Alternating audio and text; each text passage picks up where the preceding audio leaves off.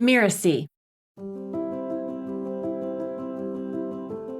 When clients come to me or someone comes to me and says, I'm not making the revenue I want to make, they automatically think it's a sales problem.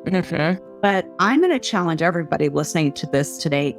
Most of the time, it's actually not a sales problem. It's a branding or a marketing issue that's causing the sales issue.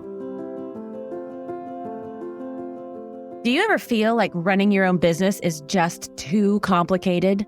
Are you finding it hard to differentiate between branding, marketing, and sales? There's no need to worry anymore because we're going to guide you to navigate this tricky terrain so you can achieve your goals with confidence and ease. I'm Melinda Cohan, and you're listening to Just Between Coaches. I run a business called The Coaches Console, and we're proud to have helped tens of thousands of coaches create profitable and thriving businesses. This is a podcast where we answer burning questions that newer coaches would love to ask a more experienced coach. Branding, marketing, and sales, they're three essential components of any successful business. They're often used interchangeably. Understanding the difference between marketing, branding, and sales can help you develop a comprehensive business plan that drives growth and success. And today, I've invited Dena Patton to the show.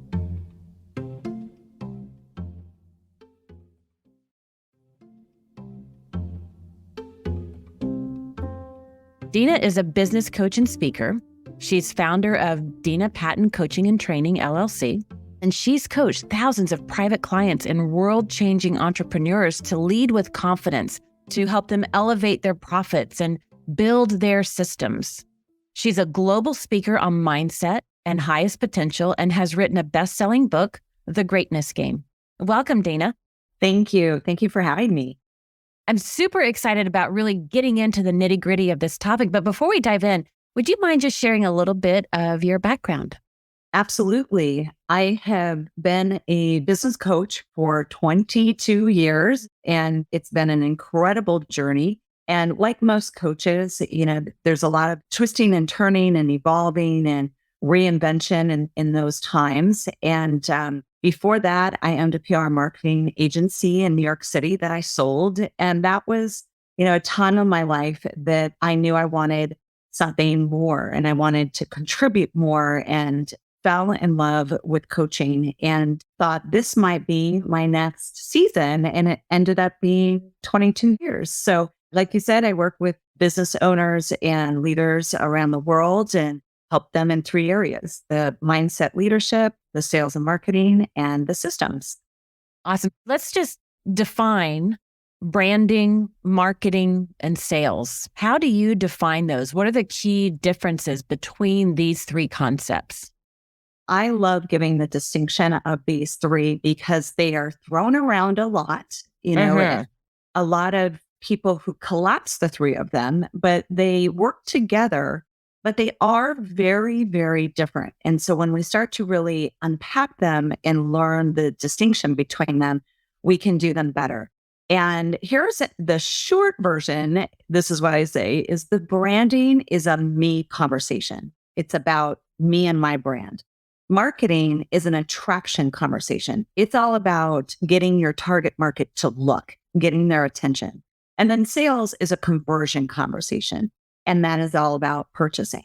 When clients come to me or someone comes to me and says, I'm not making the revenue I want to make, they automatically think it's a sales problem. But I'm going to challenge everybody listening to this today. Most of the time, it's actually not a sales problem. It's a branding or a marketing issue that's causing the sales issue, right? The lack of revenue or lack of conversion. You become unlimited in the revenue that you want to earn if you know how to do the three of them correctly. They work together. They're designed to work together, but they are distinct and different. Let's go to branding. You called that the me conversation. Tell us more about that. Absolutely. So that's step one of the 5 steps. And it's so important. I think a lot of people don't like doing the behind the scenes working on your business because we don't just want to be out there with our clients and transforming lives. And of course, that's what we're made to do. But there's so much of our business that is behind the scenes that make us successful with our clients to serve the world. So branding is these components. It's your vision. Where are you going? Your values. What do you stand for? Your non-negotiables. I always coach people to hire, fire, and lead daily by your values. Every decision you make in your business should be going through the filter of your values. And if you're not, that's how you get off track. So values are super important. And even if you have no employees, it's you standing for your values. And what I can tell you, and been doing this for a very long time, when you become your values and you speak about your values and your values are on your website and they're very authentic and they are very real for you, what it does is it attracts people with the same values. Values attracts values. We don't do our values to sell. It's not a selling. It's something that keeps us authentic and grounded. But the bonus is people love working with people who are aligned to their values. So it's really important that you are that. And then the purpose, why are you doing this? And, there's a saying, if you lose your why, you lose your way. And you got to know your why. The vision, values, and purpose have kept me very on track and growing and doubling my business every couple years because I know those three. So those three are super important. And then the last piece of branding is your brand identity and your brand promise. So your brand identity, we all know that this is your fonts and your colors and how your business looks. I can look at your brochure. I can look at your business card. I can look at your email signature. I can look at your website and your blogs and see that there's a consistency in your brand identity. Your brand promise is how you make people feel. So if I read your website and I read your blog and then I saw you speaking, is the tone and what I'm feeling as your audience consistent, right? One of my big words is empowerment. I want people, every time I leave them, I want them to feel more empowered than they did before me, right? It's behind everything I write and everything I speak is part of my brand promise is to empower others. And that's not just people who pay me, right? Our brand promise is not just, okay, if you pay me, I'll give you my brand promise. No, your brand promise is who you are. How do you make people feel when you're networking and when you're on podcasts and when you're speaking and when you write your book? Like all of that has that tone. So brand promise and brand identity, super important, and it has to stay consistent. So those are the me conversations that really can ground your brand. And you're like, I know who I am. This is who I am. And without that, you're a little on quicksand. The experience that a lot of new coaches have is their fear of, I just have to get clients. So I'll coach anybody. I just need to coach people. I want to coach people, or I just need to make some money. And when those fears take over, like I love the analogy of quicksand that you gave, because we lose ourselves and we don't have that branding, and that branding creates that solid, firm footing for us to stand on to feel better about putting ourselves out there. Let's pull out marketing for a second. I love the distinction that you gave, the me conversation, attraction, and conversion conversation. So marketing is all about attraction, getting attention.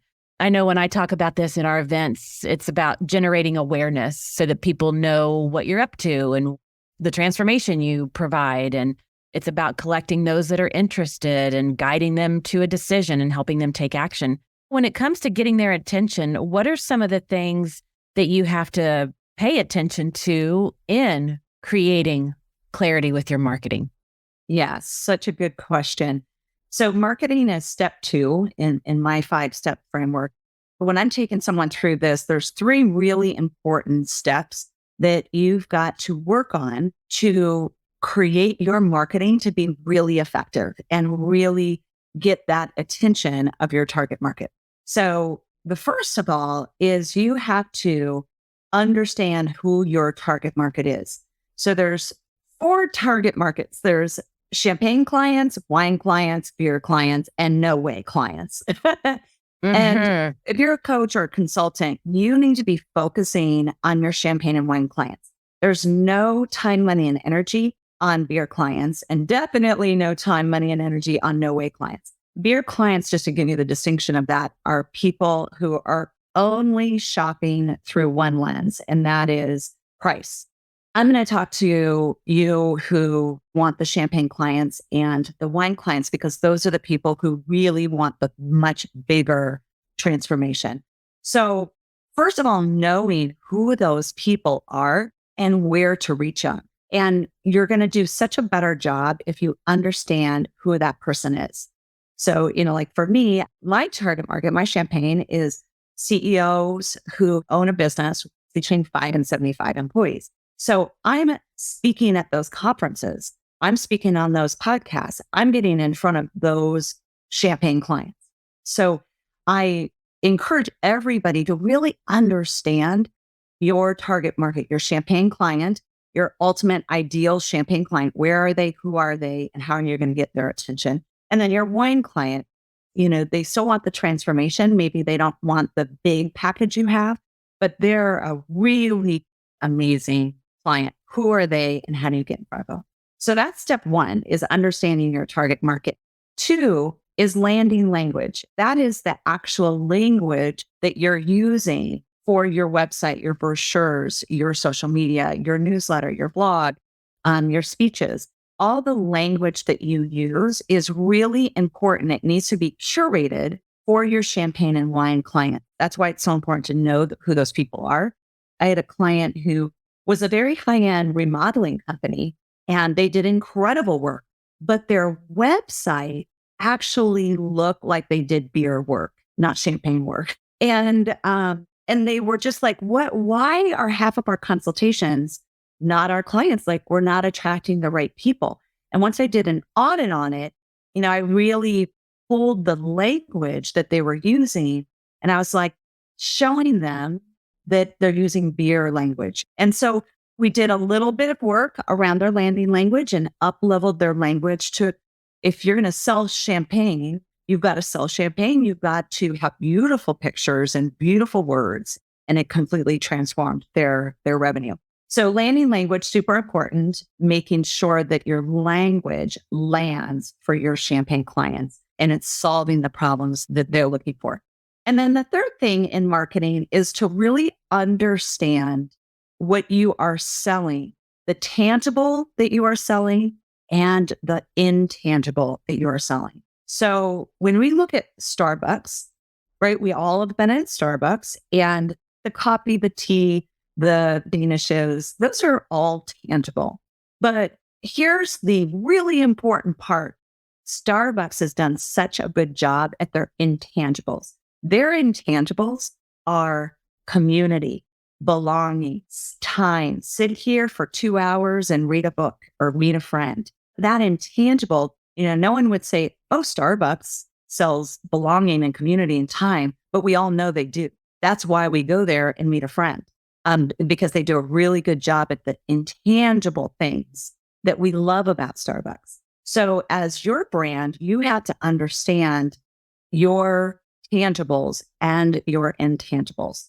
At Coach's Console, what we sell is the software, our coach programs, the intangible. Every one of our students, users, grads, they all talk about, they feel more confident, right? So confidence is the intangible of what we're selling, the community that they're part of like-minded entrepreneurs. Now, I want to go back to the second one that you just talked about for a minute, the landing language, because I am a stickler for this as well. I don't think people spend near enough time, energy, and attention on this crucial step right here. And it's one of the things that we see a lot with the folks that go through our programs. They get stuck on market research. So many newer coaches and entrepreneurs will begin to dig their heels in to land their language. Why is that? What's your experience with that? I think a lot of people are scared of the marketing pieces in general. It's big, it's a big animal. And if you don't have someone walking you through it, it can be very overwhelming. We have to understand our target market's pain, which is what we're talking about in our language. But if you don't understand your target market and what you are solving for them, your marketing is a lot of guessing and it's a lot of hoping. So, that's what I would say is, again, back to understand your target market. I want to give this little tip. When I started coaching, I was coaching in a lot of areas. But what I realized about 10 years in is I'm really brilliant. My brilliant lane are in these three. They matched three major pain points that my target market has. So the pain point in your brilliant lane, you have to match up.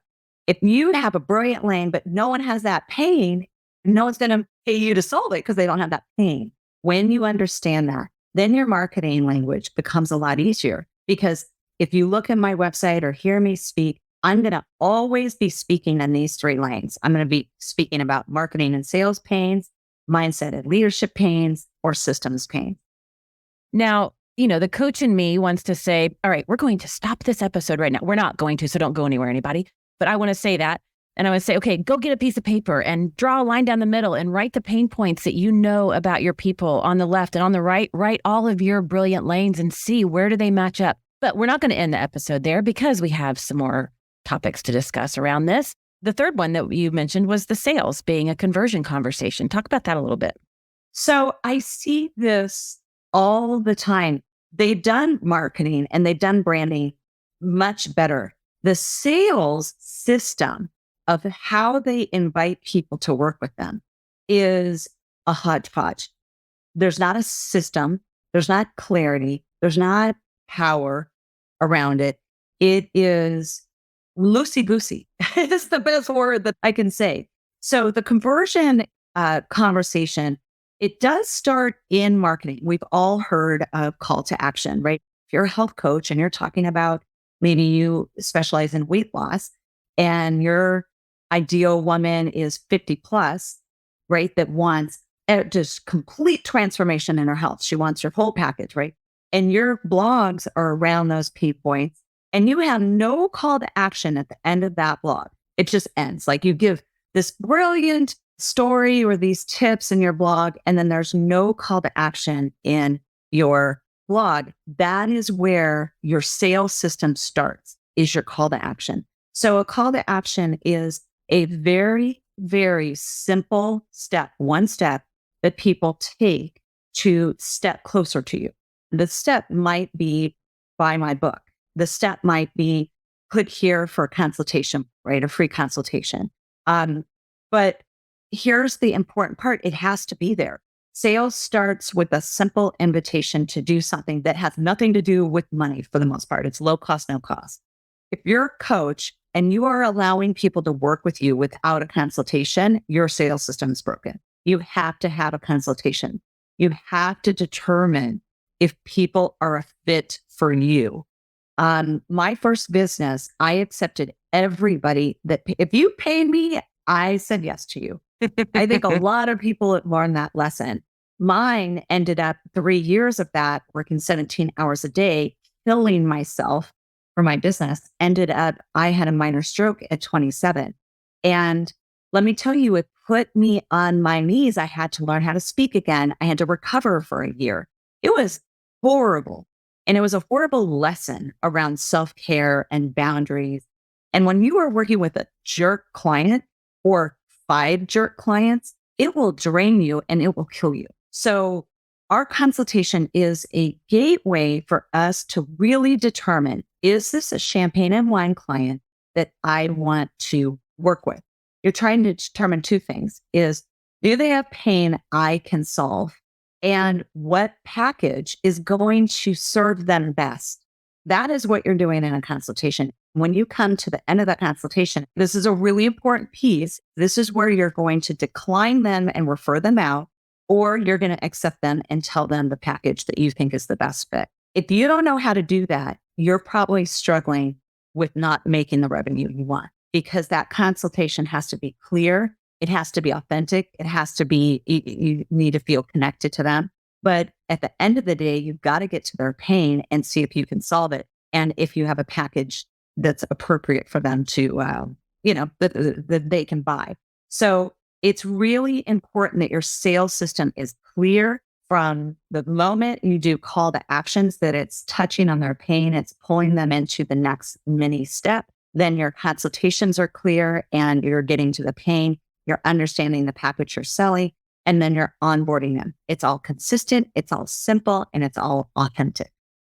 I love that. And so many times coaches will put so much of their effort and energy and attention onto the marketing aspect of it, that attraction conversation, getting attention, bringing the people in, that they don't put the same amount of attention on the actual consultation that you're talking about. And so I find that they will often fly by the seat of their pants or make stuff up as they go along. And what I find is a lot of them, when I'm reviewing their conversations, their enrollment calls, they are creating more friction for the people that are thinking about working with them. They're increasing their resistance. We cannot contribute to their friction and resistance. We are the ones to smooth it out. So good.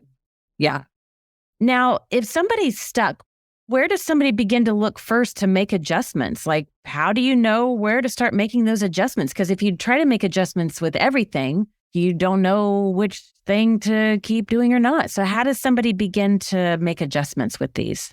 If you have a business coach, discuss this with them. If you don't have a business coach, hire one. If you can't hire, give yourself a self-audit. So you want to look at branding. Is it clear, not just in your head, but like in your materials? You have to put your audience hat on and your consumer hat on and look at your website, not from your eyes, from their eyes.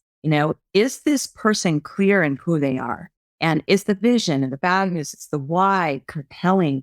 Is the brand promise and identity clear? Give yourself that audit and give yourself some ratings, 1 to 10, and then go to your marketing and look at if you're speaking to, you're speaking into that target market, your champagne and wine clients. Are you speaking into them with your marketing language? And is your tangible and intangibles clear? A lot of people might be asking, well, how do I figure out my intangibles? Your clients say it in their testimonials. So give yourself that audit and see if your tangibles and intangibles are really clear. And then look at your sales. Give yourself a rating of your call to action. Give yourself a rating for your consultation. Give yourself a rating for your closing. If they're all 1 out of 10s, you got to work on them. I mean, you could choose a weekend and really rate yourself, work on these, and starting Monday morning, be ready to rock on a much, much bigger level. Love that. Now, let's look at some mistakes. What are some common mistakes that people make when it comes to branding, marketing, and sales? How do they avoid them? One, comparing yourself to other people. Now, I've been a business coach for 22 years. I have a ton of friends that are also business coaches. I'm in the community of business coaches. I feel completely saturated, right? There's people way below me and behind me, and there's people way ahead of me and more successful than me. And I can't compare myself to either group. What makes me hireable is me. Our authenticity is our biggest currency. So when you are doing this work on your business, you've got to be understanding yourself and your authenticity and not comparing yourself to other people. You can look at other people's and get inspired, but make it your own. Comparison is the thief of coaches. And be brilliant in your lane and be authentic, and you will do this in a great way. That's a big one. A final question I want to ask is, what are some of the emerging trends that you're seeing right now with branding, marketing, and sales? How can coaches and businesses be mindful of this and even stay ahead of the curve in these areas? I think that it's important, to know your own sales goals. If you want to make $50,000 this year, you've got to be closing $4,200 a month. So understanding your sales game and back engineering that, right? And if this is your year to hit $200,000, you're closing $16,000 a month. I think the last few years, the trend has always been around the marketing piece. Get marketing out there. Be obsessed with social media.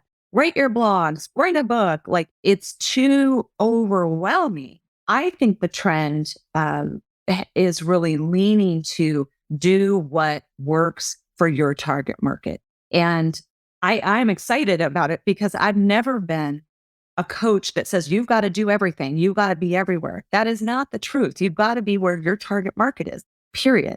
So be clear, be courageous, be consistent. I think another trend that's really positive is hiring VAs for the things that you do not have to be doing. As you grow, you want to stay more in your brilliant lane of coaching and speaking and getting your words and your messaging and your transformation out in the world. And I think that really speaks to another trend that I'm seeing. You mentioned it earlier. It is huge for me and has been for years, and that's self-care. And I think my own personal opinion and observation is that with the pandemic, it really put the accelerator on everybody questioning what really matters and what's important. And we hear that phrase quality of life. And I think it's being carried over to what I call quality of business. It's like, how do I want to be in my business? What do I want my lifestyle and my business style to be so that I can do my best work and create transformation while I'm loving it, not working my finger to the bones. And I think that's a trend that's really picking up speed as well. And Dena, I have a feeling that you and I could talk about this for days, but let's do a quick summary. You kicked us off with talking about how these three topics of branding, marketing, and sales, they work together, but they're different. And love that distinction. The me conversation for branding, the attraction conversation for marketing, the conversion conversation for sales. And we really dove into marketing and understanding what our target market is, landing our language, and understanding what you're selling, both the tangible and intangible. You gave us a fantastic tip of pain point that your people have and your brilliant lane, like they've got to match up. We got into branding and the 5 areas that we have to pay attention to for branding. And what really matters is the consistency of it all. We got into sales and the key elements of what's involved with sales. And we talked about some of the mistakes. Don't compare ourselves to others. Way easier said than done. And you gave us this awesome, you kind of slipped it in there, but I really want to call it out. What makes me hireable is me. Our authenticity is our biggest currency. Like that should be plastered on everybody's walls. We talked about emerging trends. And if we're not sure where things aren't working, you even gave us some guidance for that self-audit and to assess these 3 areas in our businesses. Dena, do you have any parting words that you want to share with our listeners? Trust yourself. This is a journey of serving others, transforming others. The more you are grounded in trusting yourself and your methodology and your work and your authenticity, the more you trust that and you own that, the more your business will serve more people, and that impact and that income are going to reflect that. Beautiful. Thank you for listening to this episode of Just Between Coaches. And also a big thank you to Dena Patton for this incredible conversation. You can find out more about her at denapatton.com. That's Dena, D-E-N-A, Patton, Patton.com. And in the episode show note, you'll find a resource link to get 3 amazing gifts from her. Dena, thank you so much for coming to the show. Thank you. I'm Melinda Cohan, and you've been listening to Just Between Coaches. Just Between Coaches is part of the Mirasee FM podcast network, which also includes such shows as Self-Awakened Lifestyle and Course Lab. Michi Lantz produced this episode. I wrote this episode together with her. Cynthia Lamb is our supervising producer. Danny Inney is our executive producer, and post-production was by Post Office Sound. If you want to listen to upcoming and previous great episodes on Just Between Coaches, please follow us on Spotify, on Apple Podcasts, or wherever you might be listening right now. And if you like the show, please leave us a starred review. It's the best way to help us get these ideas to more people.